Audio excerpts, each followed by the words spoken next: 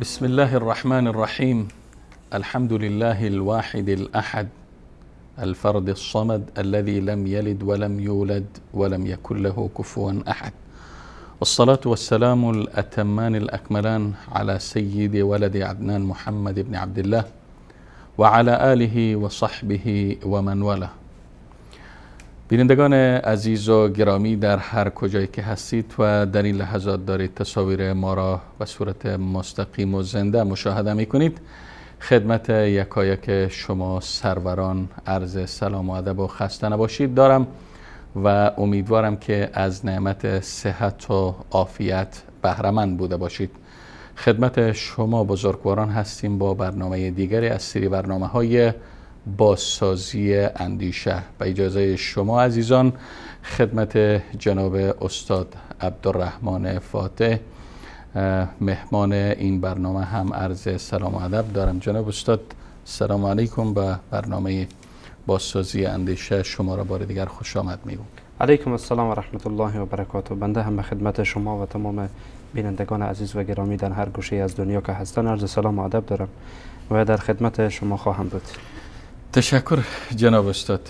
خب بینندگان عزیز و گرامی، البته عبارت این که سنت نبوی مصدر و منبع دوم تشریع اسلامی است، این عبارت را بارها از طریق این برنامه و برنامه‌های دیگر و در هر کجایی که صحبت از قرآن میشه شنیدین، صحبت از تشریع میشه شنیدین که سنت رسول الله صلی الله علیه و سلم منبع دوم تشریع اسلامی است و فهم قرآن کریم، فهم کتاب الله بدون سنت رسول الله صلی الله علیه و سلم ناممکن و مستحیل است. پس سنت رسول الله صلی الله علیه و سلم لازمه فهم قرآن کریم است. اما کسانی هستند چه در عصر حاضر و کسانی هم بودند در عصور گذشته که منکر سنت رسول الله صلی الله علیه و سلم بودند و هستند و سنت نبی اکرم صلی الله علیه و سلم را جزء منبع تشریع اسلامی یا به عنوان دومین مصدر تشریع اسلامی نمیپذیرند. ما در جلسه گذشته این برنامه پیرامون پاسخ بر منکرین سنت صحبت‌هایی داشتیم و صحبت‌ها همچنان در این رابطه ادامه خواهد داشت و البته صحبت‌های ما دقیقاً پیرامون کسانی است در این برنامه که خود را به قرآن نسبت میدهند و خود را تابع قرآن میدانند. البته به اصطلاح نه در اصل. در اصل میتونیم این افراد را ضد قرآن بنامیم یا مدعیان اتباع قرآن بنامیم، چون وقت عقاید از اینها را، وقت نظریات اینها را ما مورد بررسی قرار میتیم به وضاحت این نکته روشن میشه که اینا ضد قرآن هستند و از قرآن هیچ فهم ندارند، چرا که فهم قرآن بدون سنت رسول الله صلی الله علیه و سلم، بدور از گفتار و کردار رسول الله صلی الله علیه و سلم ناممکن است.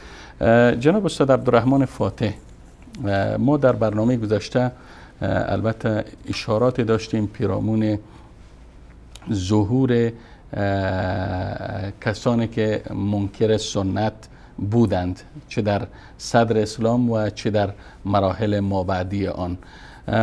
میخوایم که در این برنامه، چون ما در برنامه گذشته موضوع را آغاز کردیم، شاید عده‌ای هم به دلیلی که وقت برنامه ما و شما وقت برنامه زنده تغییر کرد، از ساعت ما از ساعت فکر کنم 7 بود به وقت مکه مکرمه برنامه ما تا ساعت 8:30 بود. حالا برنامه ما از ساعت 5 به وقت مکه مکرمه و 5:30 یا 7:30 به وقت تهران و به همین طور فکر کنم ساعت 8:30 به وقت کابل میشه شروع شد و شاید عده‌ای با ما در برنامه گذشته به علت تغییر وقت برنامه نپیوسته بودند و این برنامه رو ندیدند. به این خاطر میخوام دوباره اگر یک اشاره داشته باشین از منکرین سنتی که در صدر اسلام برخی ها بودند که منکر سنت بودند و سنت قبول نمیکردن، اگر یک اشاره مختصر داشته باشین تا که بریم به اصل مطلب. بله، بدون شک چنانچه ما در برنامه گذشته هم به صورت کوتاه به این مورد اشاره کردیم، منکرین سنت در طول قرون، یعنی در از زمانی که رسول الله علیه السلام فوت کردن، حتی در زمان رسول الله علیه السلام اتفاقی افتاد که کسی قضاوت رسول الله علیه السلام رد کرد که نسبت میدن به او که رهبر خوارج. به هر صورت ولی بعد از رسول الله علیه السلام در زمان صحابه پیامبر علیه السلام، خوارج، روافض، معتزله، هر کدام اینها یا به صورت کلی و یا به صورت جزئی احادیث پیامبر علیه السلام رد کردن. به صورت کلی به این معنا که کلا حدیث گفتن ما قبول نداریم، احادیث قبول نداریم و خلاص هر چی که قرآن بگه ما قرآن قبول داریم، که البته در این ادعا خو هم دروغ میگن کسانی که یعنی حقیقتا میگن که ما سنت قبول نمی کنیم و قرآن قبول داریم. خیلی راحت میشه که از خود قرآن ثابت کرد برای از اینکه شما باید از سنت پیامبر پیروی بکنید. ولی مشکل در اینه که اینها یک بخشی از آیات قرآن میخوانن و یک بخش دیگر نمیخوانن که ان شاء الله بعدا ما ثابت میکنیم، و برخی دیگه از اینها به صورت جزئی رد کردن و روافض هم به صورت کلی احادیث پیامبر علیه السلام الا ماشاءالله رد کردن، به خاطر تکفیر آنها یا به خاطر بد گفتن آنها یا به خاطر جرحشان به صحابه پیامبر علیه السلام که اصحاب پیامبر علیه السلام بد و رد گفتن و کلمات زشت گفتن و اینها راویان اسلام بودن و راویان حدیث پیامبر بودن. خیلی راحت توانستن که اینها به سنت پیامبر تاخت و تاز بکنن و سنت پیامبر علیه السلام انکار بکنن. در میان معتزله هم گروهی بودن که به صورت کلی یعنی خبر متواتر تقسیم کردن به خبر متواتر و به خبر آحاد و باز یعنی در حکمش بیشتر برمیگرده به مسئله حکمان که یکی قطعی و دلاله یکی ظنی و دلالیه. برخی آمدن به صورت کلی رد کردن خبر واحده، چی در باب اعتقاد و چی در باب احکام.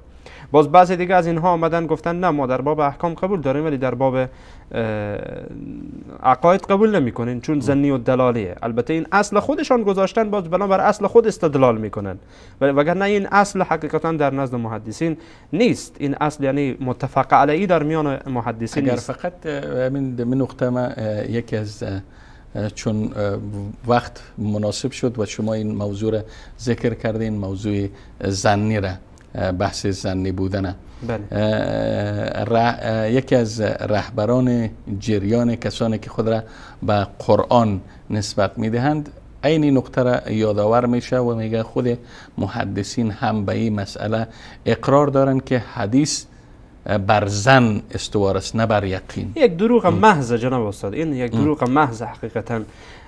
اگرچه همین یعنی افرادی که این اعتراض میکنن اگر به صورت مطلق حدیث بگه خب این کلامیه که همون توف سربالاه باز به خودش برمیگرده، به خاطر که اینها خبر متواتر رو میگن نه دیگه ظنی و دلاله نیه. منظورم کسایی که یعنی خود حدیث رد میکنن.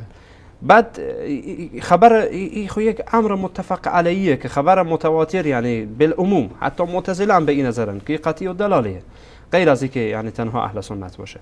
اما در میان اهل سنت برخی ها که متأثر شدن از فکر معتزله یا برخی ها یعنی تکروی کردن این حرف را تقریبا تکرار کردن، یعنی نه که شبیه او حرف باشه، یعنی دقیقا همون چیز بگن، یعنی شبیه این حرف را تقریبا گفتن.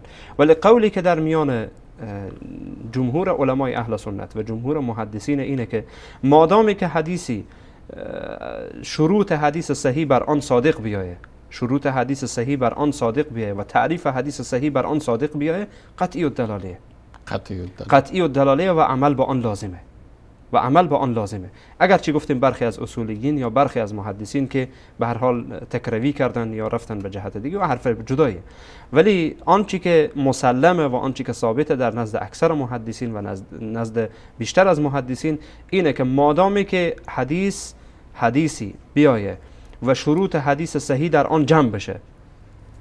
یعنی جناب استاد یک نکته خوبه که در اینجا اشاره بکنم، کسانی که حدیث خیلی راحت رد میکنن اینها فکر میکنن همین سربازاریه، یک کسی یک چیزی گفته و خلاص آماده کتاب نوشته. و اگر ما در باب جمع آوری احادیث فکر بکنین و شروط حدیث صحیح بفهمین، ابدا چون این حرفی نمیزنین که بگین احادیث همه اینها دروغه و اینها خیلی راحت بعد از چند صد سال به وجود آمده و اینها فلان شده و این شده و آن شده.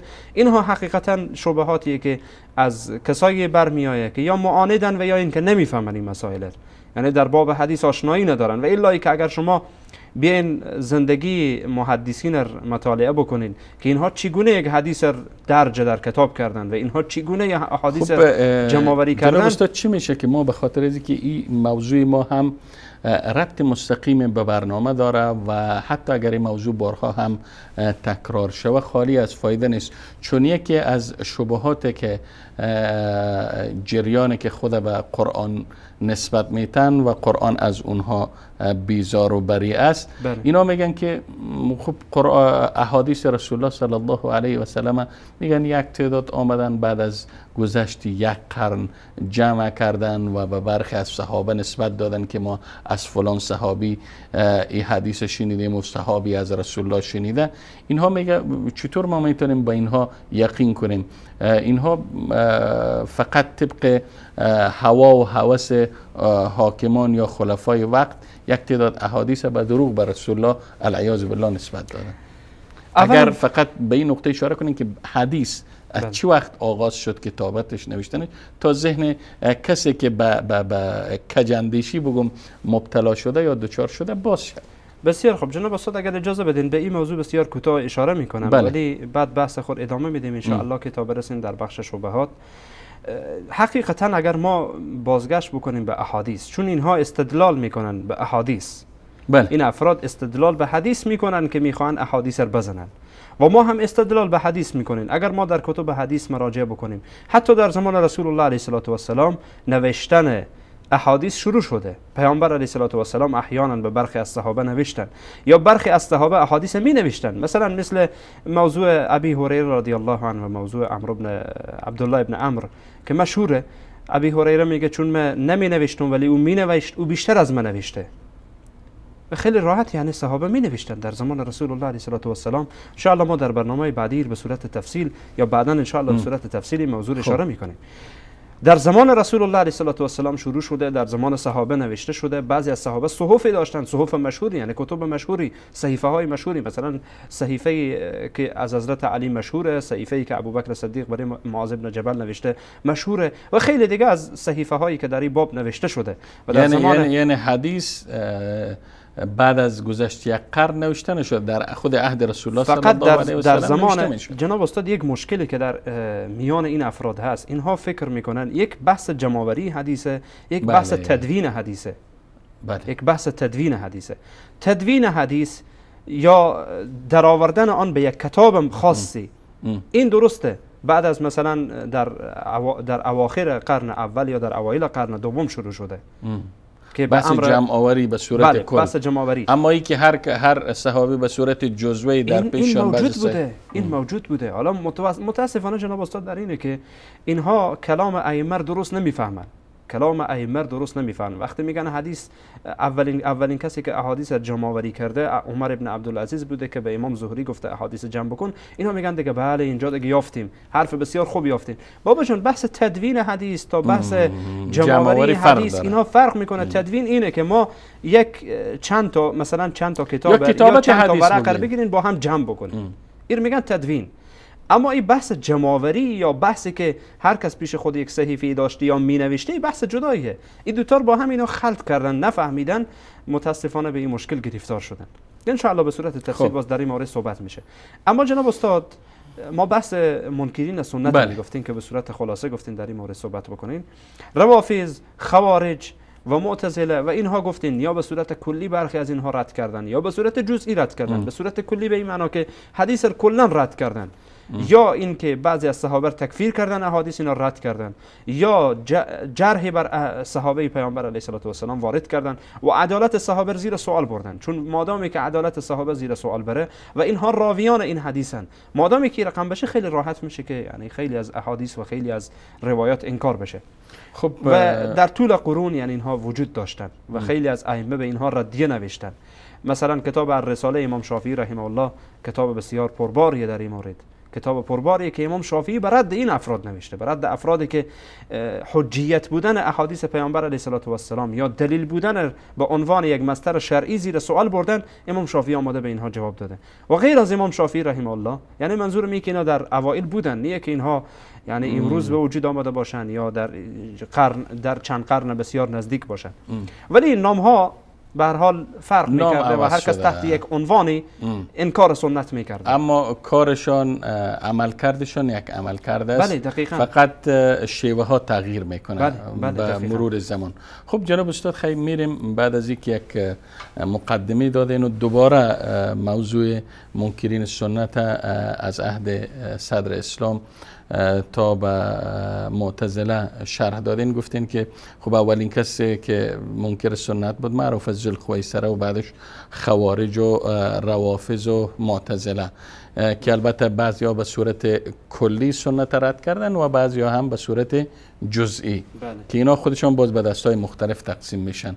خب میریم روی جریان کنونی که امروز البته این جریان اونقدر گسترده هم نیست که قابل نگرانی باشه، اما باید ذهن افرادی را که فریب از اینا را خوردن یا ذهنشان مغشوش شده در نتیجه شبهات که اینا مطرح کردن، نیاز است که توضیحات ارائه بفرمایید. میخوایم بدانیم که برای اولین بار جریانی که خود را به قرآن نسبت میتن، به دروغ البته، و خود را قرآنیون میگن، این جریان امروز یا حداقل در عصور متأخر برای اولین بار در کجا و چگونه ظهور کرد که به این سرحد امروز رسیده، که البته باز هم گفتم جای نگرانی نیست، لکن فقط به خاطر که جوانها یا افرادی که فریب از اینا رو خوردن آدم توضیحات ارائه کنه. جناب استاد حقیقتا اجازه بدین قبل از اینکه به این تاریخچه این افراد بپردازین، به این نکته حرف شما من هم اشاره داشته باشم. جای نگرانی خب اصلا یعنی کسایی که این فکر فعلا یعنی پیش میبرن، یعنی والله خیلی کوچکتر از اینن که ما یک برنامه بگذارین در مورد اینها صحبت کنیم. برخی از دوستان پیشنهاد کردن که برخی از اینها بخواهین که اینها بیاین به برنامه و صحبت بکنن. یعنی حقیقتا جناب استاد خودشون میشناسن. خب میشناسن که اینها نمیتونن در برابر قرآن ایستاد بشن. من جناب استاد بارها در اینجا هم میگم و در جاهای مختلف گفتم، اگر هر کدام از اینها جرأت دارن، واقعا راست میگن، قرآنی هن، قرآن رو میگذارین، اگر رو در رو خواسته باشه رو در رو صحبت میکنین، تصویری خواسته باشه تصویری صحبت میکنین، صوتی خواسته باشه صوتی صحبت میکنین، فقط از طریق قرآن. بحث حدیث هم نمیرین، فقط بحث حدیث هم نمیرین، از طریق قرآن بیان ثابت بکنن که حدیثی ما نباید از حدیث پیروی بکنیم یا ما مشرکین به تعبیر اونها. میگه اینها مشرکن. اما ولی استاد گرامی کسایی که این افکار مطرح میکنن و امروز خود را به حیث رهبران این مذهب مطرح میکنن، گویا قرآنیون نسبت، اینها بیچاره ها جزئی از پروژه و برنامه یا طرح کلانی هستند که میخواهند دیگه اسلام ضربه بزنن و اینا مزبگیرها هستند. اینها حقوق دارن. اگر فرضاً شما میگین بیاین با شما رو در رو یا تصویری به مناظره بشینن، گویایی که شما عملا میگین که بیا که من حقوق تو را، مزد تو را قطع کنم. وقتی او رو در رو با شما داخل مناظره میشه، داخل بحث میشه، گفتگو میکنه، از قرآن خب او بیچاره دلیلی نداره. دلیل ندارن جناب استاد. ما با برخی از اینها صحبت کردم، یعنی بارها، البته رو در رو اینها جرئت نمیکنن، حالا از طریق نوشتاری یا از هر طریقی با اینها وقتی رو در رو میشی فقط به محض اینکه شبهه جواب میدی، چون احساس میکنه که انسان در قلب این یک چیزی هست، یعنی نمیخواد قبول بکنه، دلیل هم نداره برای از اینکه دفاع بکنه از این فکر منحرف و از این فکر که به هر حال انتخاب کرده. الله متعال اینها رو هدایت بکنه. اما جوانان واقعا هم به تعبیر شما جای نگرانی نداره. فقط المهمی که جوانها خودشان را مسلح با سلاح قرآن کنند. بله. اگر جوانها خودشان را مسلح با سلاح قرآن بکنن، مطمئن باشین که یعنی خیلی راحت یک جوانی که یک بار قرآن کریم درست بخونه، نه بر اساس عقل خود، درست بخونه قرآن کریم آنگونه ای که الله متعال قرآن فرستاده، قرآن بخونه، خیلی راحت میتونه به اینها جوابهایی بده که اینها دیگه زبان برای گفتن نداشته باشن، دیگه حرف برای گفتن نداشته باشن. به هر صورت جناب استاد، حقیقتا چنانچه ما قبلا هم گفتیم، این گروه اصل آنها برمیگرده به زمان صدر اسلام و اینها در طول زمان اگر شما نگاه بکنین، از زمان صحابه که شروع به ترتیب همین بیاین در تمام قرون اینها وجود داشتن و به همین ترتیب برخی از علما به رد اینها کتاب نوشتن، به رد اینها مقالات نوشته شده، رساله ها نوشته شده و علما با اینها مناظرات داشتن و همیشه مثل حالا اینها فرار کردن، توان مبارزه با اهل حق نداشتن، همیشه در یک گوشه نشستن، احیانا جرأت کردن گفتن، احیانا یک جایی رسیدن پنهانی یک کاری کردن، بعد از مرگ آنها کتاب‌های آنها پخش شده، بعداً مردم اینها را شناختن. این یک مردم ترسوی، یک مردم بزدلی که هیچ وقت توان ایستادگی در برابر اهل حق اینها نداشتن و ندارن و نخواهند داشت، به خاطری که چیزی در بساط ندارن و اینها در طول قرون بودن. اما اولین باری که این اسم قرآنیون، یعنی به تعبیر امروزی قرآنیون، که حقیقتا خوبه که بار بار استفاده بشه برای اینکه اینها قرآنی نیستند، مدعیان کسانی هستند که خود به قرآن نسبت میتن و قرآن کریم در حقیقت از اینها بری است. بدون شک. یعنی من نمیتونم، احیانا من نمیخوام که حتی کلمه قرآنیون بر اینا اطلاق کنم، چون وقتی قرآنیون میگی این اعتراف است. لکن ما در برنامه گذشته هم گفتیم وقتی به حدیث موضوع حدیث میگیم، لفظ به خاطر شناخت است، به خاطر معرفت است. ما لفظ قرآنیون وقتی بر اینا اطلاق میکنیم فقط از باب معرفت است، نه اینکه خدای نخواسته ما اعتراف کنیم که اینها قرآنیون هستن یا اتباع قرآن هستن و از قرآن پیروی میکنن. بدون شک، در این شک نیست. و این دقیقاً وجود آمدن همچون گروهی، یعنی بعد از رسول الله علیه السلام تا به امروز، اینها از پیشبینی ها یا از معجزات بزرگ رسول الله علیه السلام که پیامبر علیه السلام پیشبینی کرده بودند و پیامبر علیه السلام گفتند که گروهی میآیند که میگن فقط ما به قرآن اکتفا میکنیم و به سنت کاری نداریم. سبحان الله. بله، این یکی از معجزات نبوت پیامبر صلی الله علیه و سلم هست و از علائم نبوت پیامبر علیه السلام هست که پیامبر این موضوع را حقیقتا پیشبینی کرده بودند که همچون افراد میآیند.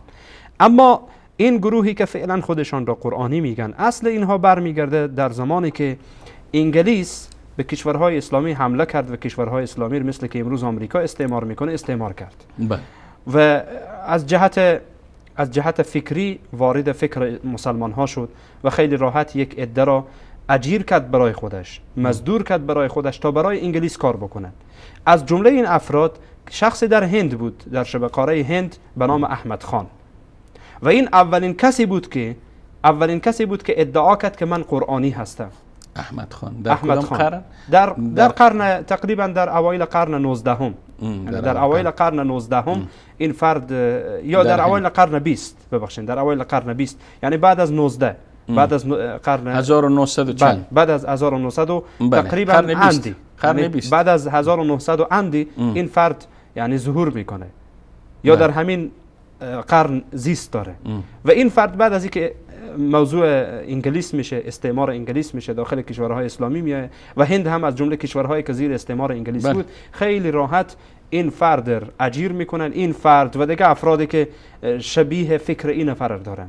ولی اولین کس این حرف میزنه قرار گرفت. بله، و افراد زیادی باز تحت شعاع این میآیند، یا ای که در گوشه گوشه پاکستان و به هر حال هند چون اینها یک عادتی داشتن که بعضی از اینها به زبان عربی و به زبان فارسی مسلط بودن و حتی به زبان فارسی درس میدادن، کتاب نوشتن و به همین اساسه که در میان فارسی زبان ها هم یعنی رشد کردن آهسته آهسته و در میان کشورهای عربی هم چون به عربی هم اینها مسلط بودن کتاب می نوشتن پخش میکردن، مجله داشتن، به هر حال حرکتی داشتن به نام قرآنیون یا اهل ذکر و قرآن و به همین ترتیب نامه‌های به خودشان انتخاب کرده بودن و این اولین کس امین احمد خان بود.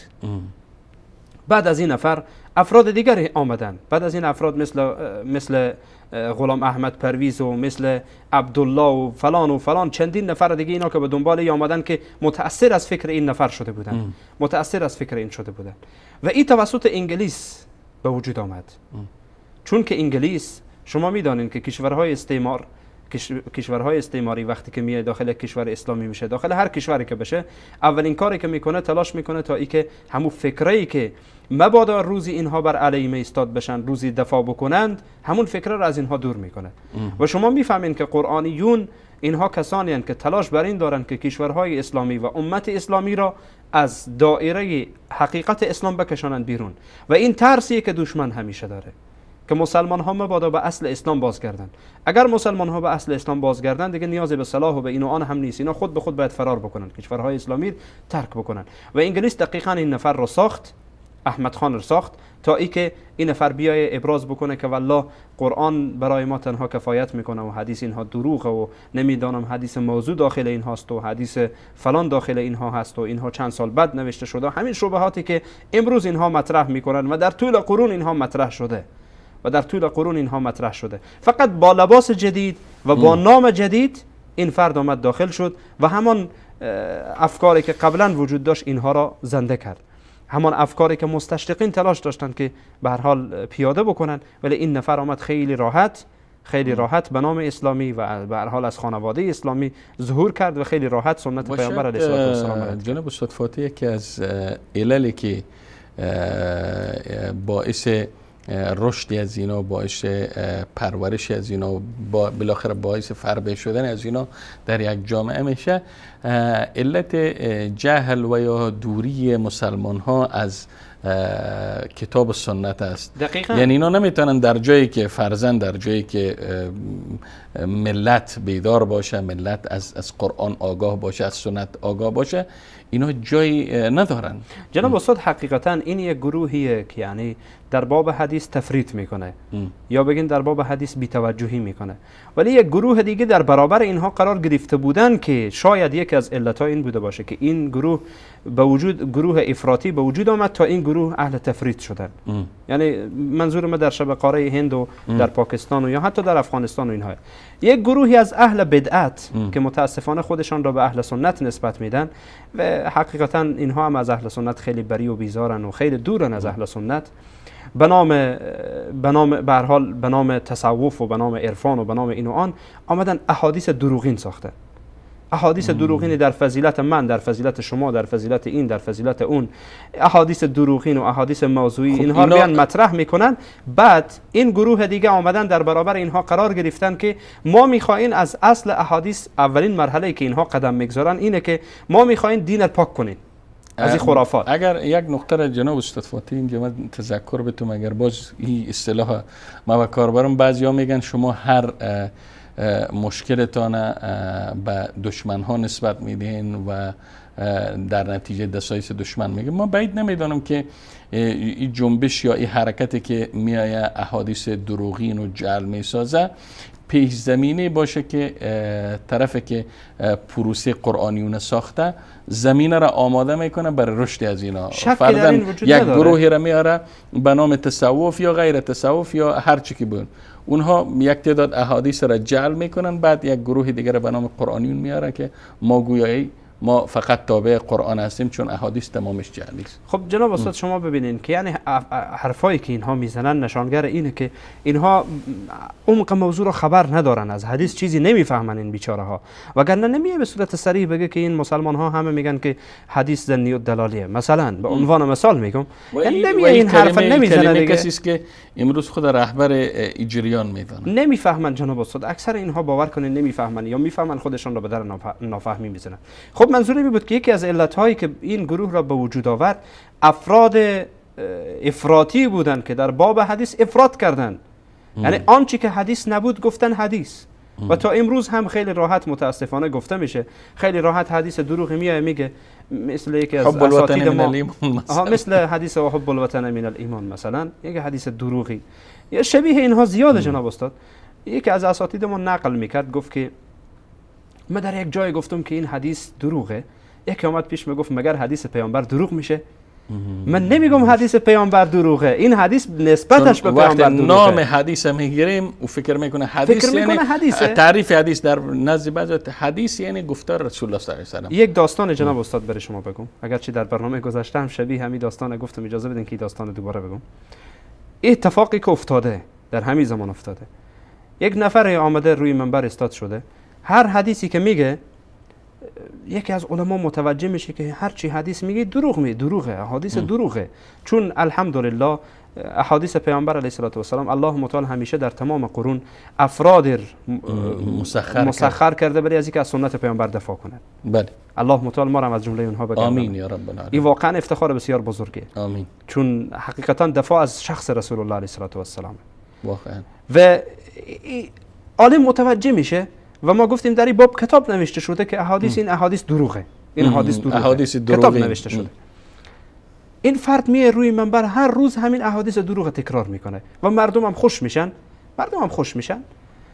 بعد یکی همین عالم از اون میپرسه، میگه این احادیث تو از کجا میاری؟ میگه از کتاب الموضوعات ابن جوزی. میگم این کتابه. آخ میگه کتاب الموضوعات ابن جوزی چی ربطی به داره؟ میگه این کتاب موضوعات رو با هم جمع کرده، مثلا فلان موضوع.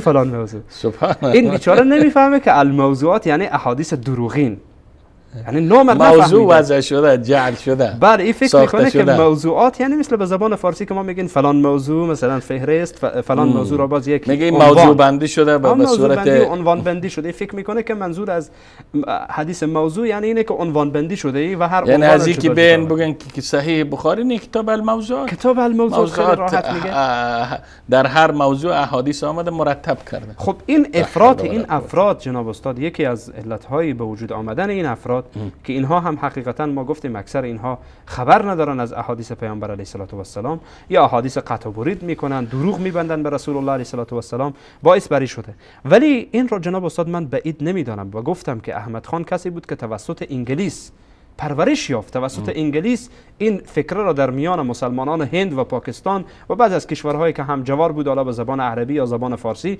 متاسفانه منتشر کرد و در این شکی وجود نداره که توسط انگلیس این نفر تربیه شد و حقیقتا میشه گفت که سپورت شد توسط کی؟ توسط انگلیس. در این شکی وجود نداره و ما میگیم که دست دشمن در این مورد بوده و هسته.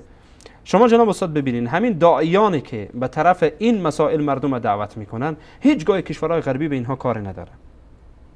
درست، چیزی به اینها نمیگن و یکی از دلایلی است که آدم میتونه اگر اینها را تمویل نکنن که به خاطر که به بعضیا تهمت زده نشه، شاید مالی تمویل نکنن که امروز من نمیگم فقط نامش نمیگیرم، یکی از همین افراد این گروهی جماعت فکر کنین که در کشور خودش در هتل 5 ستاره ساکن است.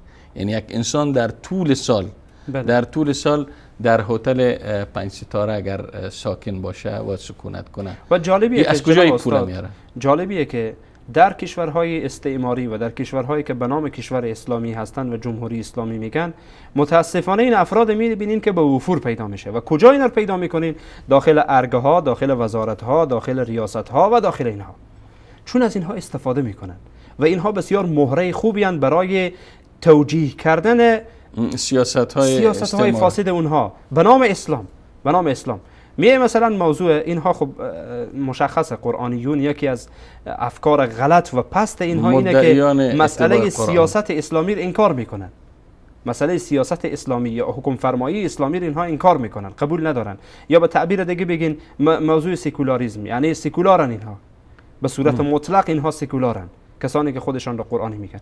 و دقیقاً کشورهای استعماری که زیر استعمار یک کشور دیگه هستند متاسفانه از این افراد استفاده میکنن، استفاده بسیار خوب میکنن. اینها را مشاور میکنن، اینها را انسانهای بزرگی میکنن به دربار خود، اینها را نزدیک میکنن برای خود تا اینها برای اونها از طریق قرآن فتوا بدن. جناب استاد اگر اجازه بدین در اینجا یک توقفی داشته باشیم که میان برنامه را همراه با بیننده های عزیز و گرامی ببینیم و انشاءالله باز دوباره برمیگردیم و موضوع خود را دنبال میکنیم. با ما باشین.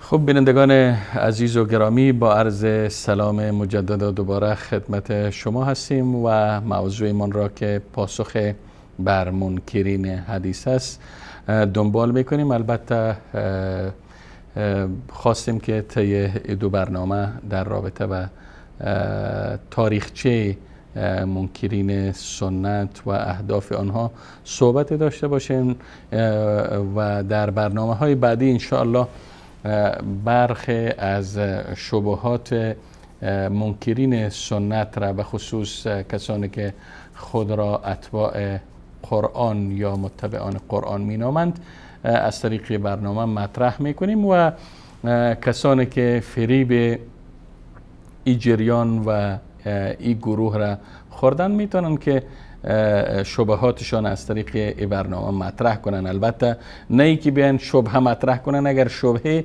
در ذهن دارن مطرح کنن.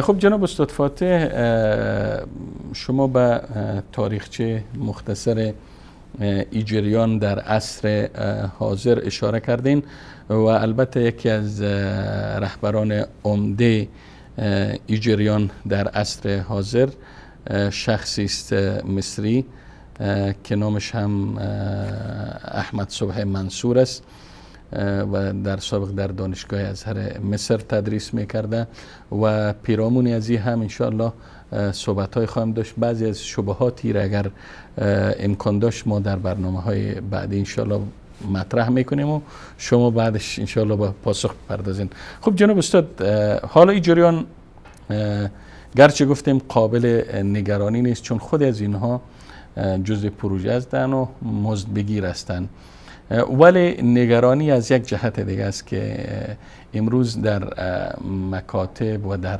مدارس دولتی کشورهای اسلامی تعلیم و آموزش علوم اسلامی به خصوص مبحث حدیث کمرنگ است و اگر کسای هم تدریس میکنن متخصصین نیستن. از این نگاه ما میتونیم بگیم که جای نگرانی هست و الا خودی از اینها اگر با خود این افرادی که مدعی اتباع قرآن هستن یا رهبرای از اینا هستن آدم بشینه و با اینا صحبت کنه، اینا حرفی هم قسمی که شما گفتین برای گفتن ندارن. خب حالا این جریان وجود داره. به نظر شما این جریان یا این گروه که خود را به قرآن نسبت میتن اینها چه اهداف را دنبال میکنن؟ بدون شک جناب استاد، بعد از این که یعنی مسلمان ها به خصوص یعنی در این عصر صحبت میکنیم، مسلمان ها به یک حالت بسیار بدی قرار گرفتن و از تعلیم و از مسائل دینی و اینها دور شدن. دشمن نمیتونه یا همین افراد حتی اینها نمیتونن که به صورت مستقیم بیاین بگن که شما قرآن را قبول نکنید وقتی قرآن کریم را از کنار حدیث پیامبر علیه السلام از کنار قرآن دور کنند و بگم من به عقل خود قرآن تفسیر میکنم، شما تصور بکنین چی اتفاق میافته. یعنی اصول دین را از بین میبره، اصول دین از بین میبره. عجیبه جناب استاد که اینها پیامبر علیه السلام را به عنوان مفسر قرآن قبول نمیکنن، ولی عقل خود را به عنوان مفسر قرآن قبول میکنن، در حالی که قرآن را کی آورده؟ پیامبر علیه السلام. الله متعال قرآن را به پیامبر فرستاده و توضیح قرآن را برای پیامبر داده، گفته تو برای مردم تفسیر بکن، تو برای مردم تبیین بکن، تو برای مردم واضح بکن. این میگه نه من حدیث قبول ندارم. اینها یعنی نقش پیامبر یک نویسنده خوب تعبیر کرده بود. گفت اینا پیامبر فکر کردن که عبارت از یک رادیو قرآن کریم فقط قرآن منتقل کو. لکن امروز اگر ما به گفته نویسنده اگر به رادیوها هم بنگریم، به رادیوها هم گوش بدیم، تنهای رادیوها وظیفه انتقال دادن تلاوت ندارن، در کنارش تجوید و تفسیر و علوم قرآن را هم پخش میکنن. جناب استاد انبیای دیگر علیهم السلام اکثر آنها وظیفه آنها فقط رساندن آن چی بود که الله به آنها بگه. ولی رسول الله صلی الله علیه و سلم چون برای عموم مردم و تا اخیر فرستاده شدن، الله به پیامبر اجازه داده که پیامبر علیه السلام قرآن را تبیین بکنه و تفسیر بکنه و این اجازه از جانب الله. الله گفته که ما قرآن به تو فرستادیم لتبین للناس، تا برای مردم واضح بکنی. و همین الله متعال گفته که اگر پیامبر چیزی از پیش خود بگه ما شارک گردنش را میزنیم.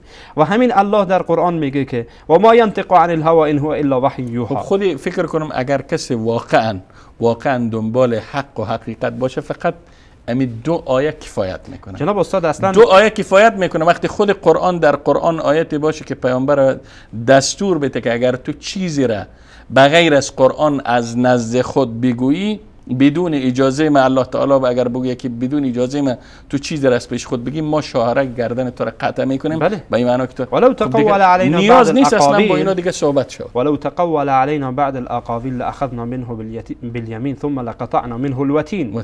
الله سبحانه و تعالی به صورت صریح میگه موضوع دین، رساندن دینه و پیامبر علیه السلام را الله متعال برای عموم فرستاده و الله میگه و انزلنا علیک الکتاب والحکمه. بله. ای پیامبر ما برای تو قرآن و حکمت را فرستادیم. حکمت کلام پیامبر علیه السلام، حدیث پیامبر علیه السلام. و الله میگه انا نحن نزلنا الذکر و انا له لحافظون. و الله حافظ این حدیثه، حافظ این حدیثه و حافظ قرآن و حافظ تفسیر قرآن کریمه. چون اگر ما گفتیم مسئله عقل در اینجا دخیل بکنیم، هر کس از خود یک عقل داره، بر اساس عقل کی بیایم ما قرآن کریم تفسیر بکنیم؟ بنابراین لابد به کسی که قرآن را آورده ما نیاز داریم تا برای ما تفسیر بکنه. چنانچه الله گفته شما نیاز دارین، الله گفته شما نیاز داریم که کلام پیامبر را بفهمیم، تفسیر پیامبر را بفهمیم تا قرآن کریم را بفهمیم و درک بکنیم. و هدف اینها جناب استاد حقیقتا اولین هدف اینها زدن اصول دینه. یعنی میخوان دین را از ریشه بزنن، اما نمیتونن که به صورت مستقیم بیان بگن که قرآن کریم ما قبول نداریم. اگرچه بعضی از اینها جناب استاد مثل که من در برنامه گذشته اشاره کردم متاسفانه به این درجه رسیدن.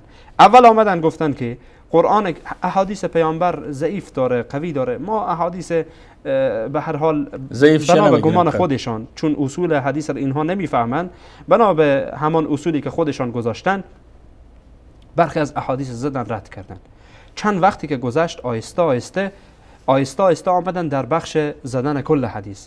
بعد آمدن در قرآن، آخر گفتن بعضی از اینها آمدن گفتن که قرآن کریم والله بعضی از آیات نعوذ بالله آیات شیطانیه یا مناسب نیه که در قرآن باشه.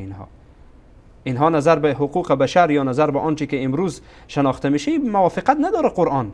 باید یک قانون جدیدی، ما باید اسلام رو برای مردم تبلیغ کنیم، بعضی آیات حذف کنیم تا اینها دشمن به روم میزنه. وقتی آیات ببینه مسلمان نمیشه، هرگز مسلمان نشه.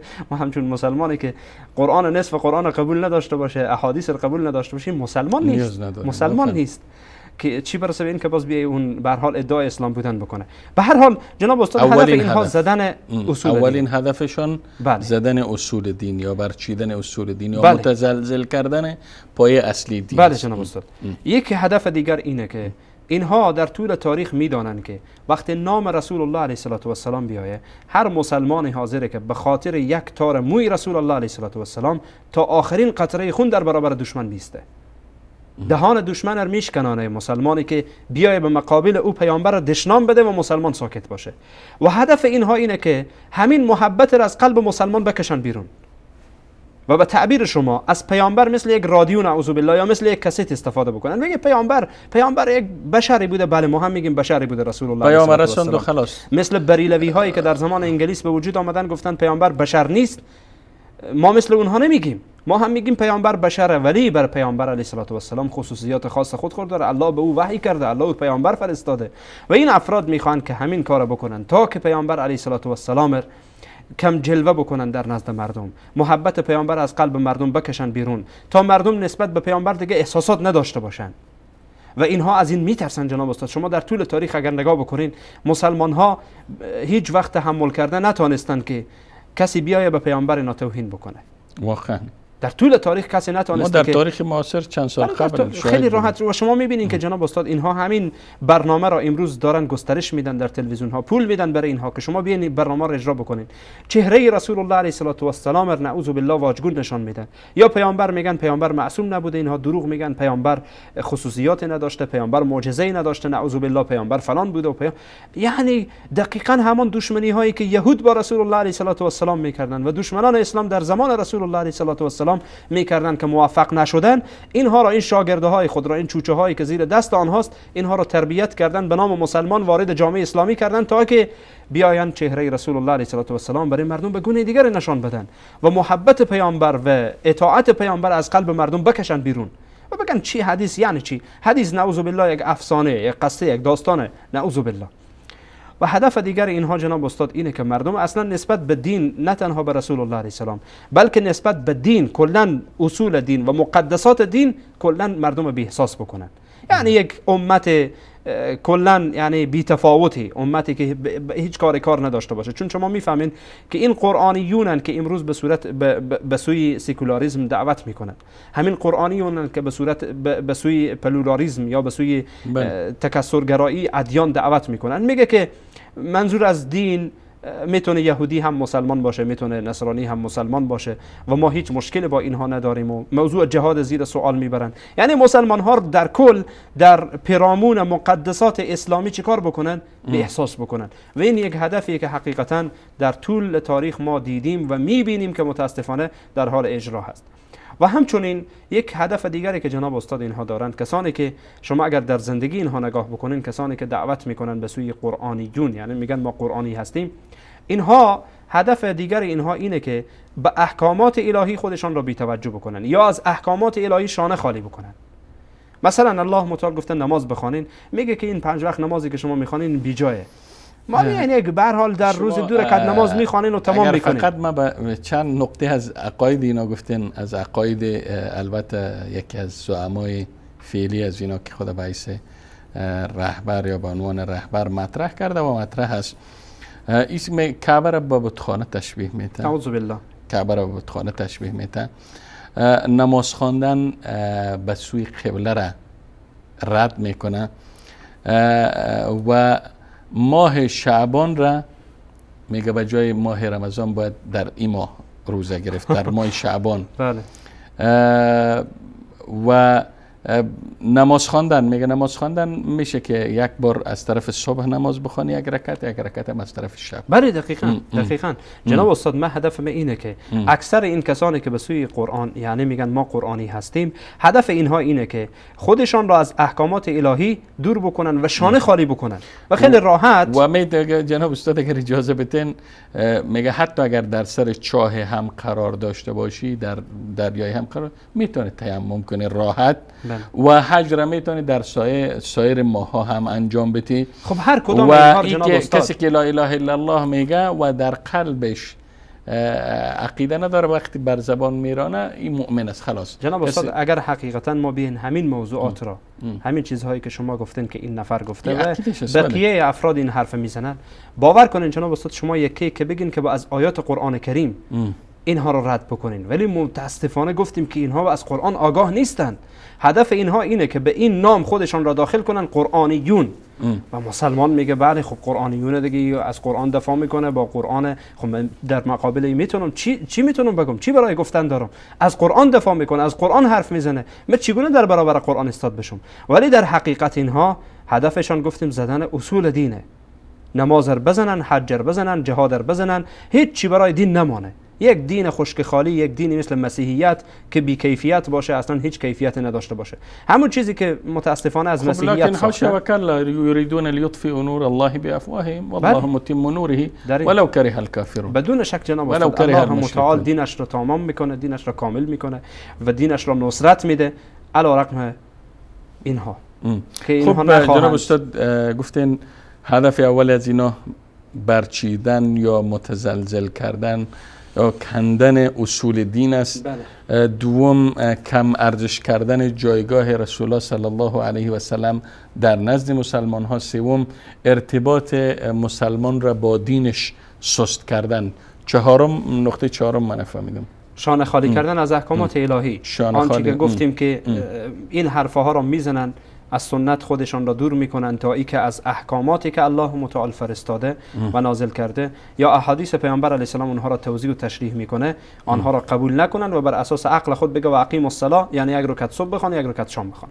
خلاص میگه معنایش در آمد. اگرچه بعضی ها گفتیم که حتی جناب استاد باور کنین به این حد رسیدن که میگه و اقیم الصلاه یعنی دعا کن. رکوع و سجده و اینها را هم یک تعبیر غلط میکنه که من در برنامه گذشته هم گفتم که اصل اینها برمیگرده به همون باطینی هایی که قرآن کریم میگن که قرآن کریم معنای ظاهر داره و معنای باطن داره. معنای باطن صلات نیه که شما بیاین استاد بشین نماز بخونید، معنای دیگری داره. حج منظوری نیه که شما برین خانه کعبه و نعوذ بالله مثل این که بگه کعبه نعوذ بالله یک بتکدهه و امثال اینها حقیقتا همون باطنی ها هستند که خودشان را در زیر لباس قرآن پنهان کردن. و الا که باز دوباره میگم جناب استاد، در وسط برنامه هم گفتم، باز هم میگم، اگر اینها واقعا راست میگن، به خصوص فارسی زبان هایی که در میان اینها هستن یا فریب اینها را خوردن، اگر واقعا اینها راست میگن، قرآنی هستن، قرآن را میگذارین در وسط، بر اساس قرآن صحبت میکنین. حالا خب شما حدیث پیامبر را قبول ندارین، بر اساس قرآن صحبت میکنین، گمراهی شما را بر اساس قرآن اثبات میکنین. و هر کسی که همین لحظه برنامه از به طور مستقیم و زنده است، هر کدام از اینها اگر خواه معتقد به این فکر هستن، خواه فریب فکر خوردن، اگر میخواهند بیاین، بسم الله، برنامه زنده است. و اگر در این برنامه نمیتونن، میتونن در هفته بعد هر شبهه که دارن و هر آیتی را که معنا و مفهوم درستش نمیفهمن بیان مطرح بکنن. بله. و من مطمئن هستم جناب استاد وقتی ما همچو موضوعات را مطرح میکنیم، از طریق کانال برخی از بیننده های ما ناراحت هم میشن. به علت ناراحت میشن، میگن این موضوعی که یعنی نیاز نیست که شما بیاین بحث انکار سنت. ما الحمدلله همه ما مسلمان هستیم و بعضی به این عقیده هستند 100% که میگن و به زبان عادی خود میگن که ما هیچ باور انسان نمیه که فرد خود مسلمان بنامه، فرد خود مسلمان قلمداد کنه و خود مسلمان بگویه و منکر سنت باشه. این محال است و این ناممکن است. بله. خب جناب استاد گرامی، اگر باز هم اجازه بدین ما یک میان برنامه کوتاه باز در دقایق میگیریم، میان برنامه کوتاه را میبینیم و پس از این میان برنامه انشاءالله تلفن های برنامه زیرنویس خواهد شد و دوستانی که مایل هستند در ارتباط با این موضوع صحبت داشته باشند در خدمت ایشون خواهیم بود.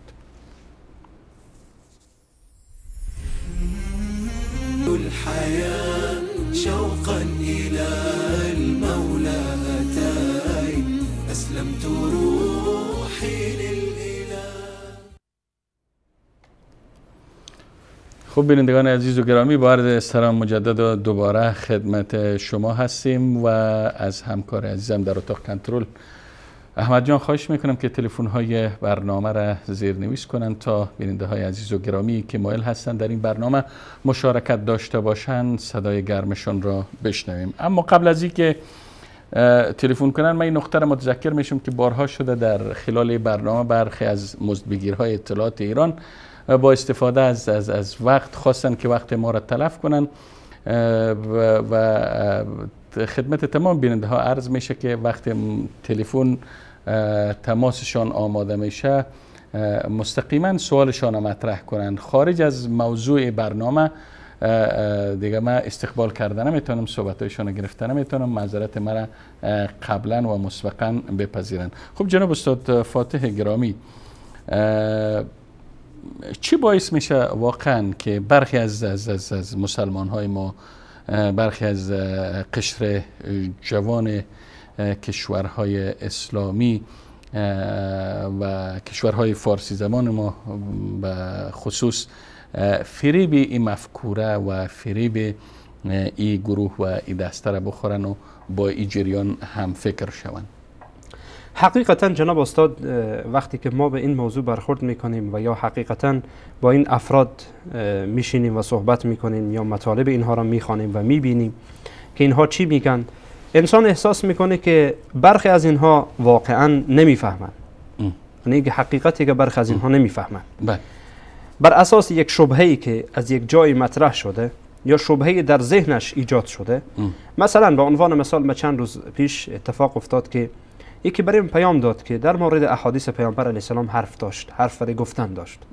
میگفت که والله من در مورد حدیث نمیتونم قبول بکنم که بعد از چند سال به وجود آمده و به هر حال حدیثا ضعیف بعد از 100 سالی که میگه. بله حدیث ضعیف داریم و نمیفهم حدیث چیکار داریم و حدیث صحیح داریم. بعد من برای از تشریح کردم که وقتی ما یک حدیث صحیح میگین یا یک حدیث صحیح شده یا علما حکم کردن بر صحت یک حدیث، از خود یک شرایط خاصی داره. رقم مفت نیه که یک چیزی گفته باشن صحیحه یک چیزی گفته باشن ضعیفه و میگه احادیث تناقض داره. احادیث تناقض داره، از خود یک شرایط خاصی داره. به هر حال در میان احادیث جمع میشه یا حدیث ناسخ و منسوخ داره یا در میان احادیث ترجیح داده میشه. رقم که نیه که همین بدون کدام اساسی بدون کدام اصولی که همین رقم که تو میگی واقعا همین رقم باشه.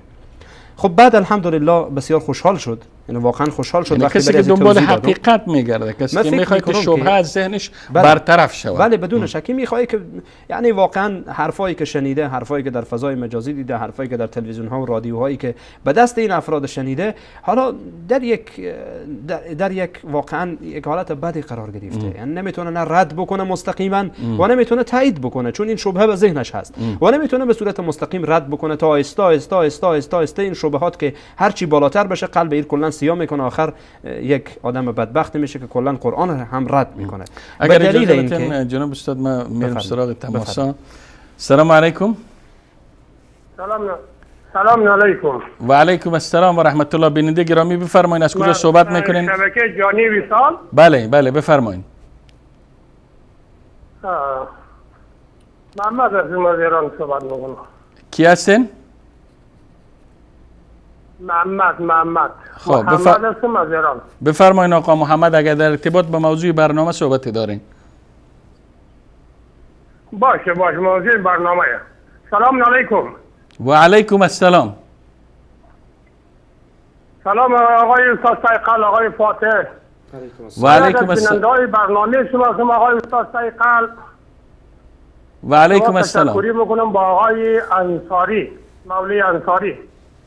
خب آدم حالا فکر میکنم ما خودم شیعه هستم. خب بیننده گرامی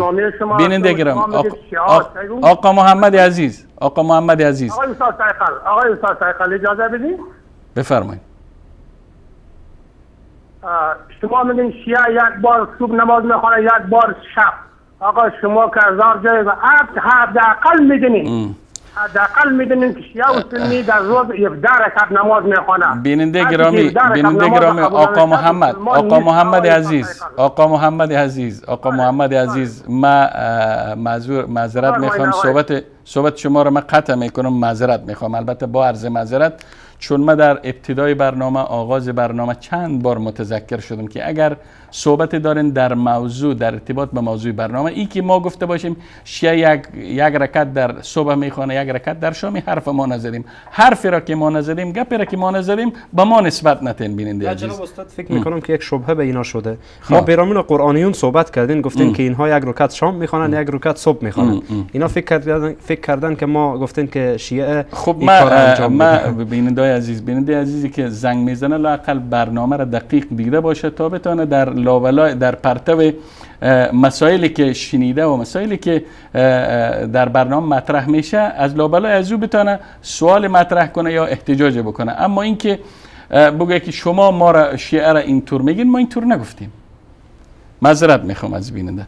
خب جناب استاد فاتح، تا ای که بقیه تماسا برقرار شد و برمیگردیم خدمت شما و میخواستم پیرامون از این که چه باعث میشه که برخی فریب بخورن. بله، حقیقتا جناب استاد من گفتم یک موضوع شبهاتی که یک کسی مثلا نمیفهمه بعد شبهه‌ای برای وارد میشه و ما همیشه مثل که ببینید ما همین الان همیشه تاکید میکنین برای از اینکه جوانهای عزیز خودتان را مسلح کنید، دین را درست بفهمید، دین را بفهمید تا فریب این حرفها را نخورید.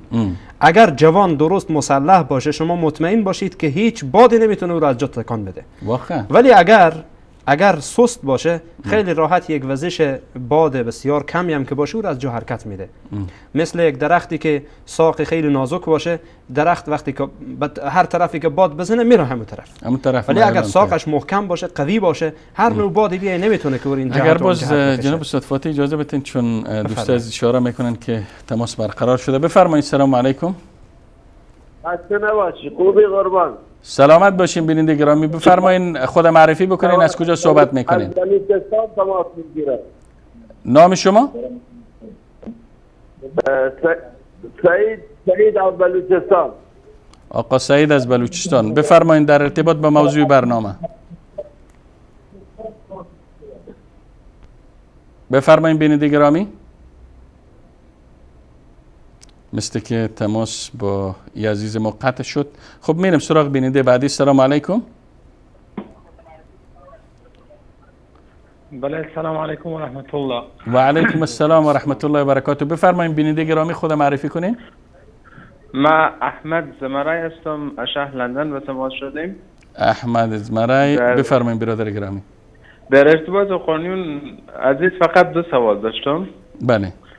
اول از اینکه ما میتونیم این فرقه و یا این مذهب و یا هر چیزی که به اینا کفر بگوییم یا مشرک بگوییم یا چه چیزی به یا میتونیم اطلاق بکنیم؟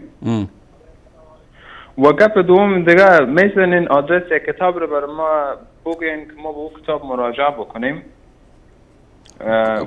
کتاب چی؟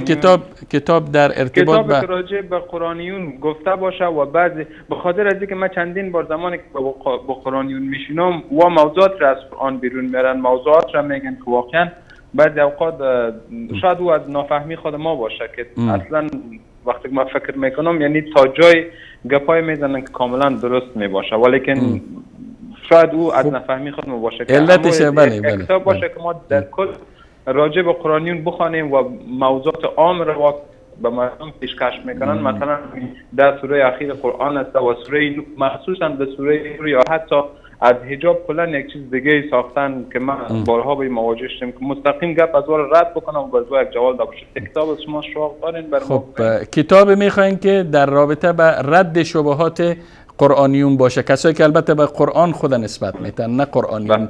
بله درست است. درست است برادر گرامی احمد زمرای، تشکر از شما. خدا. خب میریم سراغ بیننده بعدی. سلام علیکم. بفرمایید. خب فکر کنم که باز هم تماس قطع شده. جناب استاد فاتح اگر میشه قبل از اینکه به علل و عواملی که برخی ها فریب ای جریان یا ای گروه هم میخورن اشاره بکنین، صحبت ادامه بتین. اگر به سوال برادر ما احمد رمزی از لندن جواب بتین که گفتن آیا ما میتونیم که با این فرقه یا با این گروه یا با این جریان کلمه کفر اطلاق کنیم یا کلمه دیگری را. والا جناب استاد اکثر اینها که گفتیم باطنی ان، خب در کفر اینها شک وجود نداره، ولی بعضی از کسایی اینها که عمدن البته از روی یعنی منظور من کسایی که مثلا حتی معنای نماز و معنای حج و کعبه و اینها را انکار میکنه، اینا خود در کافر بودن اینها شک وجود نداره، مادامی که شروط تکفیر به اینها جمع بشه، یعنی از روی عقل ناسالم باشه، یعنی دیوانه نباشند و علم داشته باشند، از روی جهل این حرف نزنن و از روی اجباری حرف نزنن، یعنی مادامی که شروط و شبهه هم نداشته باشن. بله این بحث ها هست، این بحث ها مطرح میشه که در همون بحث جهل یعنی داخل میشه، ولی به هر صورت اگر یعنی چنین نباشه میشه گفت که گمراه نه، یعنی منظور می که اگر این شرایط جمع بشه شک در کافر بودن این فرد وجود نداره، ولی باز وقتی که معنای باطنی نکنه، یعنی فقط انکار سنت بکنه، والله اکثر علما تکفیر میکنن که میفهمین شما در میان احادیث باز متواتر هم هست که اصلا کسی که متواتر رد میکنه خویی که در کافر بودن هیچ شک یعنی وجود نداره. نه اکثر علما نظرشان همینه و خیلی از علما اینا رو تکفیر کردن در طول زمان، کسایی که کلا سنت رد میکنن و میگن که ما نیازی به سنت نداریم یا سنت توهین میکنن، یعنی حدیث پیامبر توهین میکنن، اینها رو تکفیر میکنن مادامی که گفتن شروط جمع بشه. اما سوال بعدی آنها که گفتن ما با اینها مناظره بکنن، اولا اینکه من خواهشم اینه که از تمام برادران و خواهران عزیزی که در این باب معلوماتی ندارن با اینها مناظره نکنن، چون در شک و تردید خود اینها و در شبهات خود اینها افسوده میشه. مادامی که شما معلومات دقیقی از اینها ندارید، از این گروه ندارید، یا در مورد سنت و در مورد حدیث چیزی نمیدانید، با اینها مناظره نکنید. خب اگر شبهه مطرح میشه جناب استاد، یک شبهه را میشنوی میگه خیلی راحت به پیش یک عالم مراجعه بکنه و شبهه خود برطرف بکنه. این رقم نشه که این شبهه ای بار یک شبهه بالای شبهه دیگر، شبهه بالای شبهه دیگر، شبهه بالای شبهه دیگر، و شما میفهمین که اصل در شبهات اینه که اصل نداره. شبهات اصل نداره، شبهه یک چیزیه که ظاهره، یک چیز ظاهریه، ولی وقتی که باطن ما در بیاریم هیچی نیست، یک ظاهره. و در این باب کتب زیاد نوشته شده جناب استاد. مثلا در زبان عربی کسانی که آشنایی خوبی داشته باشن، مثلا این کتاب خوبیه، این کتاب بینندگان عزیز ببینن، القرآنیون و شبهاتهم حول السنه. این کتاب بسیار خوبیه، کسایی که عربی و فهمن، حتی در اینترنت هم موجوده، حتی میتونن داخل موبایل هم دانلود بکنن، میتونن پیش خود داشته باشن. بله، القرآنیون و شبهاتهم حول السنه و شبهاتهم حول السنه. و در این کتاب ماشاءالله در مورد اینها خوب مفصل صحبت کرده، کسی که البته به زبان عربی بلد است. بله، اما ولی در زبان فارسی اگر از اتاق فرمان لطف کنن آدرس کتابخانه عقیده بنویسن، فقط داخل کتابخانه عقیده برن در بخش جستجو، اونجا سنت بنویسن، کتب زیادی میاره. مثلا بزرگداشت سنت، مثلا جایگاه رفیع سنت در اسلام، جایگاه سنت در قانونگذاری، جایگاه و منزلت سنت در اسلام. هر کدام اینها کتاب‌هایی که یعنی حقیقتا در این باب مفیده، و عزیزان میتونن که برادران و خواهران ما از این کتاب‌ها استفاده بکنن. از چی آقای احمد رمزی باشه، چه بیننده دیگه باشه، اگر میخواهد در ارتباط و شبهاتی از اینا بیشتر معلومات کسب بکنه و زبان فارسی و غیر از زبان فارسی و دیگه زبان آشنایی داشته باشه، میتونه به کتابخانه عقیده مراجعه کنه. و زبان عربی خب خیلی کتاب نوشته شده، به عنوان نمونه نشان دادم، و در زبان فارسی هم نوشته شده، برخی از علما زحمت کشیدن نوشتن، و به خصوص این کتاب‌هایی که گفتم فقط برن داخل کتابخانه عقیده. اگر در ایران هستن خب فکر میکنم نیاز به فیلتر شکن دارن، داخل بشن داخل کتابخانه عقیده بنویسن، در گوگل کتابخانه عقیده باز میکنه، وقتی داخل شدن در جستجو سنت بنویسن کفایت میکنه، کتاب ردیف میاره و نشان میده و میتونن این کتاب‌ها رو برای خود دانلود بکنن، کتاب‌هایی که در جایگاه سنت نوشته شده دانلود بکنن و آنها رو مطالعه بکنن، ان شاء الله که مفیده. خب برمیگردیم استاد باز هم به اسبابی که برخی ها فریب اینا را میخورن. مثلا فکر کنیم که می برادر گرامی ما گفتن ما بارها با اینا وقتی مواجه میشیم، مقابل میشیم، وقتی وارد بحث میشیم، اینا با استدلال از آیات قرآنی مرا قناعت میتن و چی بسیارن کسایی که چون آشنایی با قرآن ندارن فریب اینا را میخورن. عجیب اینه جناب استاد، همیشه اهل باطل وقتی که در برابر اهل حق قرار میگیرن یک عده جالبه، مثلا ما جواب میدین و او به خاطر که کم نیاره، نه به خاطر دنبال حق خونیه، به خاطر کم نیاره باز جواب میده، و هم جواب میده. بعد میگن که والله فلانی جواب داد. جواب هر دو جوابه، اما کدام جواب درسته؟ اصلا جوابی که اهل باطل میدن جناب استاد، اگر انسان حتی به عقل خو بندازه میبینه که این دروغ میگه، یک دروغ محض و داره دروغ میگه، خیلی واضح و آشکار. و حقیقتا ما گفتیم یکی از اسباب جناب استاد مسئله شبهاته.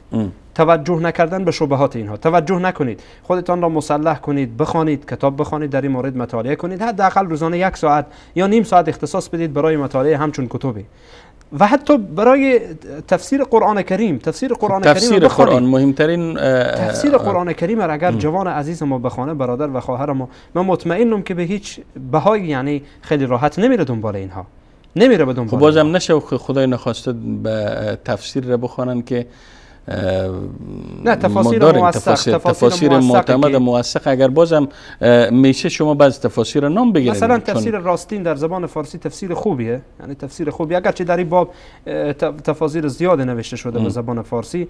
یا تفسیر آسان هم فکر میکنم همین تفسیر میسری که به زبان عربی ترجمه شده به نام تفسیر آسان، یعنی مختصره. یا تفاسیری که به صورت تفصیل نوشته شده، تفصیلی نوشته شده، که برخی از آنها یعنی داره اشکالاتی به هر حال. حالا الحمدلله یعنی به زبان فارسی هم وقتی وارد همین کتابخانه عقیده بشن در بخش قرآن کریم یا تفاسیر زیادی میبینن. ان شاء الله که مطالعه بکنن برایشان مفید خواهد بود و استفاده بکنن از این. اگر اجازه بدین جناب استاد فاتح، من فقط اینجا از احمد جان خواهش کنم که ایمیل بنویسن و دوستایی که مایل هستن به پیام بفرستن به ایمیل کتابخانه عقیده و در ارتباط به هر موضوعی که کتاب نیاز دارن به زبان فارسی برشان کتاب ها فرستاده میشه. خب جناب استاد فاتح. و جناب استاد در باب این افراد صحبت میکردین که چی اسبابی باعث میشه که اینها به این طرف برن. ما گفتیم که یک موضوع شبهاته، موضوع شبهاته که حقیقتا این خیلی مهمه که عزیزان باید خیلی توجه داشته باشن که شبهات بی توجهی بکنن، در باب شبهات بی توجهی بکنن و کتب مطالعه بکنن تا بفهمن که این شبهه یک یعنی اصل نداره، دلیل نداره، مستند شرعی نداره، بلکه یک شبهه و خیلی راحت بتونن که جواب برای از پیدا بکنن. بحث دیگر اینه که جناب استاد بعضی از اینها از روی عناد این کارها را انجام میدن. یعنی خوب میفهمن که دروغ میگن، خوب میفهمن که غلطن، ولی با آن هم اسباب دیگه متاسفانه به وجود میاد که باعث بر این میشه که اینها مبلغ این فکر بشن، مبلغ این حرفها بشن و بیان خیلی راحت در داخل جوامع اسلامی مسلمان ها را به سمت سوی گمراهی بکشانند. و اینها مردم معاندی هستند. اینها مردم معاندی هستند که بر اساس عناد و سرکشی که دارند، یا متاسفانه مثل احمد خان که گفتیم، همون کسی که بنیانگذار در هند بود، اولین کسی که یعنی حقیقتا این حرف قرآنیون، نام قرآنیون را بالای خود گذاشت و گفت من یک قرآنی هستم و به سنت نیازی ندارم، که از طرف انگلیس متاسفانه اجیر شده بود. بعضی از اینها اجیر هستند، بعضی از اینها که همین اجیرها هم حقیقتا یک معاندن. اینها معاندینی هستند که بر اساس همان مقداری که میگیرن یا با امتیازاتی که میگیرن، نیاز نداره که حتما پول باشه، امتیازاتی که میگیرن از انگلیس. شما امروز فکر کنین که حتی برخی از شبکه‌ها در اختیار از اینا قرار داده میشه؟ بله.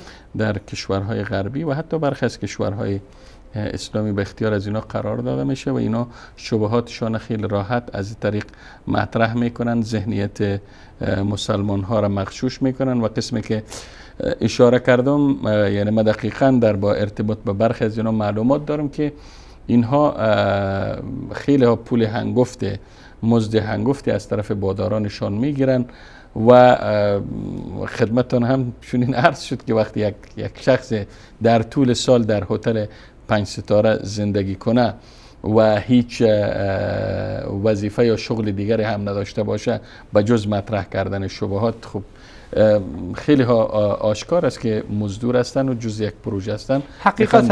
حقیقت امر جناب استاد اینه که اینها برخی از اینها یعنی واقعا مهره دشمن شدن. به هر جهتی که دشمن خواسته باشه اینها رو میکشونه و هر حرفی که خواسته باشه دشمن مطرح بکنه از زبان اینها مطرح میکنه. ولی چون اینها با لباس دین مزینن، خیلی راحت یعنی از طریق قرآن به شما استدلال میکنه، به تعبیر خودش از طریق کتب مسلمان ها استدلال میکنه و خیلی راحت هم شما میفهمین که مردم مسلمان حقیقتا به قرآن و به سنت و به اینها اعتقاد و باور خاصی دارن. خیلی راحت میگه در قرآن کریم این آمده، خب یک فردی که چیزی نمیفهمه، یعنی منظورم اینه که آشنایی در مورد دین نداره، ممکنه که قبول بکنه و قبول میکنه، میگه از قرآن دلیل میاره، از قرآن دلیل میاره. خب این بیچاره خب نمیفهمه که این از قرآن دلیل آورده. اینها خب شما میفهمین که شیادن، یعنی حقیقتا یک جزئی از آیه را میگیره قطع میکنه، یک جزء اخیره، مثل که کسی میگه که فویل للمصلین، وای بر نمازگزاران. کدام نمازگزاران؟ خلاص دیگه همین نکته را بس میکنه دیگه، مردم نماز نخوانین که فویل للمصلین آمده. خب آیه بعد بخوان، الله میگه الذین هم عن صلاتهم ساهون، اینها کسانی هستند که به نمازهایشان غفلت میکنن. اینها کسانی هستند که در نمازها غفلت میکنن. وای بر نمازگزارانی که در نماز خود غفلت میکنن. نه بر هر نمازگزار. این بخش اول آیه رو جناب استاد میاره، این بخش آیه رو میخوانه، ولی بخش اخیر دیگه نمیخوانه، یا آیه بعد نمیخوانه، یا ما قبل آیات رو قطع میکنه نمیخوانه. برای مردم میگه والله میگه که در قرآن آمده، در قرآن آمده. و مردم هم خب گفتیم که به قرآن اعتقاد خاصی دارن، خیلی راحت قبول میکنه، میگه والله این در قرآن کریم هست و خیلی راحت این را میپذیره. و دشمن دقیقاً همین را میخواد. اگر مثلا امروز بیایه به عنوان مثال اوباما بیایه بگه که ای مردم از دین خود برگردید، خب معلومه که همه مسلمان ها دیگه واضح میفهمن که اوباما یک مسیحیه، یک دشمن سرسخت اسلامه، یک تروریست بزرگ جهانیه. خب همه میفهمن، همه میفهمن. ولی اگر اوباما توسط افراد دیگری که زیر دست خود داره چند تا افراد اجیر بیاره که از توسط قرآن استناد کنن، جهاد نیست. اگر آمریکا آمد داخل کشورهای شما حمله کرد و هر کار دلش خواست بکنه، شما حق ندارین در برابر او ایستاد بشین، حق ندارین مقاومت بکنین. بگذارین شما رو خفه بکنه، بگذارین شما رو بکشه، بگذارین شما رو در به در و خاک به سر بکنه، بگذارین که کشورها شما رو بگیره و شما ساکت بشین. و دقیقاً همین برنامه جناب استاد در افغانستان و در برخی از کشورهای دیگه متاسفانه استفاده میشه. مردم را از اصل دین دور میکنن و ما گفتیم که مادامی که ما سنت را از کنار قرآن بیاریم دور، مجبوریم به عقل خود مراجعه بکنیم، مجبوریم که مراجعه بکنیم به این و آن، تقلید بکنیم از فلان منطقی و از فلان عقلگرا و از فلانی و از فلان گمراه و از فلان فرد. و این حقیقتا جناب استاد چیکار میکنه؟ کل دین نابود میکنه. و اینها هدف اینها امینه، ولی دشمن نمیتونه که به صورت واضح داخل بشه. مثل که اگر یاد شما باشه ما در باب عبدالله ابن سبع یهودی وقتی حرف زدین، گفتین که این عبدالله ابن سبع یهودی وقتی این فکره خوارج اول به وجود آورد که خروج کردن بر علی امام مسلمان ها حضرت عثمان رضی الله تعالی عنه که سرانجام به شهادت حضرت عثمان انجامید، این فرد یعنی حقیقتا رفت داخل کشورهایی که نو مسلمان شده بودند و تبلیغ کرد به نفع کی؟ به نفع خودش، به نفع یهودیت که بعداً مذهب به وجود آورد. خب این در کشورهایی میرفت که مسلمان ها خالی و ذهن باشن و اینها هم دقیقاً همین کار میکنن جناب استاد. در کشورهایی میرن که مسلمان ها خالی و ذهن باشن، چون اگر بیایه در کشورهایی که مسلمان ها فهم دینشان بالا هست، نمیتونه مقابله بکنه.